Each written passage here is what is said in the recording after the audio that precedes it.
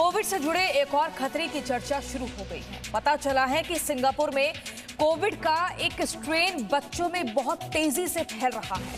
हालत यह है कि सिंगापुर सरकार ने सारे स्कूल बंद कर दिए हैं। बच्चों को ट्यूशन सेंटर्स भी जाने से रोक दिया गया है। कहा जा रहा है कि सिंगापुर में कोविड का वो स्ट्रेन B1617 के जैसा बहुत तेजी से फैलता है। भारत में भी सिंगापुर में फैल रहे स्ट्रेन को लेकर डर का माहौल बना हुआ है।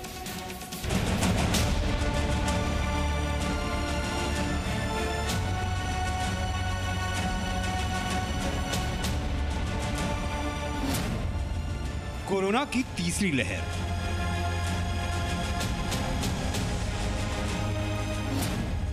सिंगापुर के नए स्ट्रेन से सहमा देश। अब बच्चों पर कोरोना का कहर।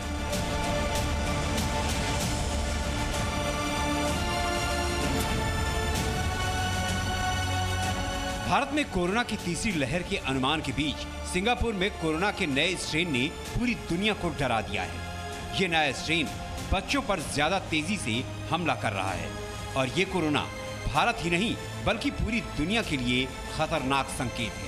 हालत यह है कि सिंगापुर सरकार ने सारे स्कूल बंद कर दिए हैं। बच्चों को ट्यूशन सेंटर्स में भी भेजे जाने से मना कर दिया गया है। ये सब इसलिए है क्योंकि सिंगापुर में स्थानीय स्तर पर कोविड का ऐसा वायरस फैला है जिसने पिछले 8 महीने का रिकॉर्ड तोड़ दिया है। सिंगापुर में रविवार को कोरोना संक्रमण के 38 नए मामले दर्ज किए गए। ये संख्या वहां पिछले एक साल में नए मामलों की सबसे ज्यादा है। इन 38 मरीजों में 4 बच्चे हैं जो कोरोना के नए वेरिएंट से संक्रमित हुए हैं और ऐसा दावा किया जा रहा है कि ये वेरिएंट B1617 से मिलता जुलता है।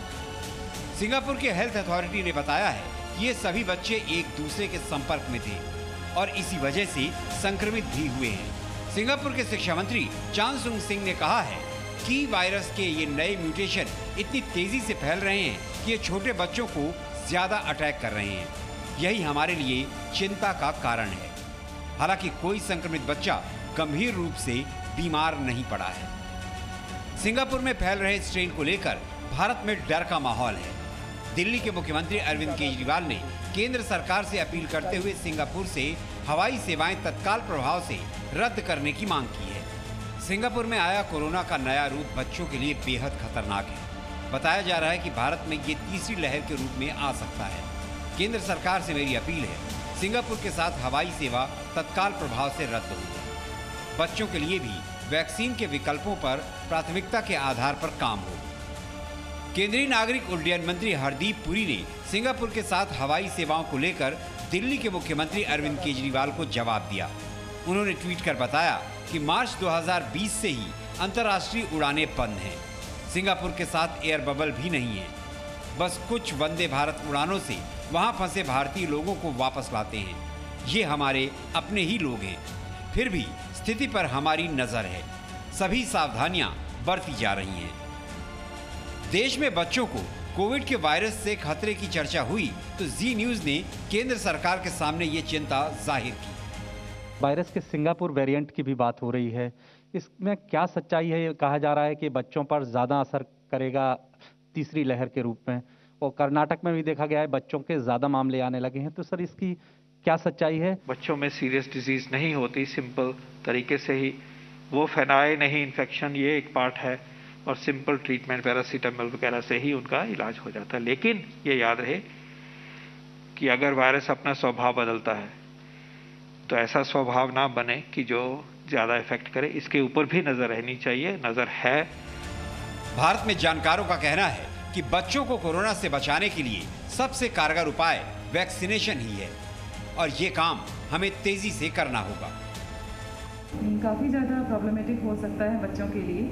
हमारे इंडियन स्ट्रेन को लेकर विदेशों में बहुत ज़्यादा तकलीफ मानी जाती है कि इंडियन स्ट्रेन बहुत ज़्यादा डेंजरस है, लेकिन सिंगापुर स्ट्रेन अगर बच्चों के लिए ज़्यादा डेंजरस है तो हमें बहुत दिक्कत हो सकती है। अगर एक बच्चे को है इन्फेक्शन और सेकेंड वेव जो रिग्रेस होगी, धीरे धीरे ईज होने लग जाएगा। बच्चे जो हैं वो कॉमनली नियमों का पालन नहीं करते हैं। उनके मास्क, उनका सैनिटाइजेशन हैंड्स का वो ना के बराबर ही होता है। वैसे सरकार ने पहले ही साफ कर दिया है कि कोरोना की तीसरी लहर आकर रहेगी और तीसरी लहर में बच्चों को ज्यादा खतरा हो सकता है। ऐसे में अगर सिंगापुर में कोविड बच्चों को चपेट में ले रहा है तो भारत के लिए ये एक बड़ी चेतावनी है।